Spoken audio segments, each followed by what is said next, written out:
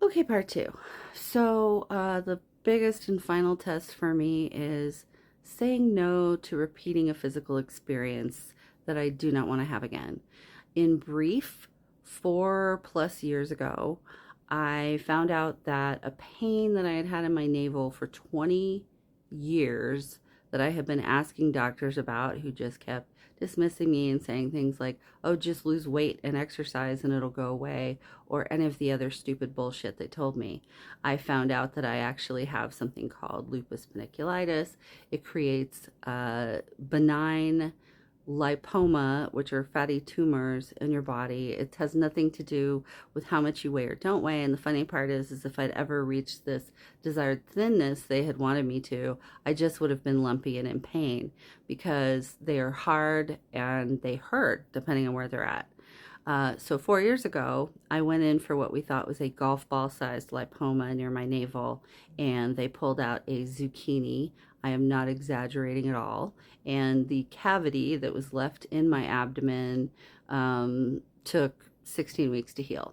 So while I've had this period of the new year where I've been sleeping and processing some kind of virus, not feeling good, not having any real strong symptoms because my immune system was basically put in permanent suppression after 6 years of weekly chemo.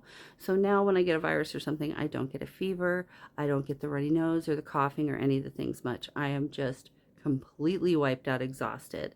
It's kind of good in some ways, but kind of bad in other ways because I don't know if I have a raging horrible infection until I'm close to hospital needs.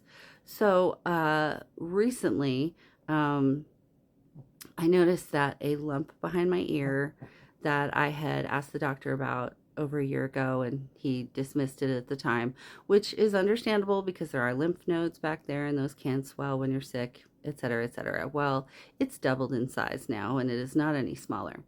So I had the choice to continue to ignore this thing on my head and allow 20 more years of doctors dismissing me, or to craft a well-written email with pictures of this thing and send it to my doctor and let him know I will not take antibiotics or do anything else until we do a diagnostic on this lump. Because if it's just a lipoma, which it probably is, I don't want to wait until it's a grapefruit to take it off of my head because it is causing problems.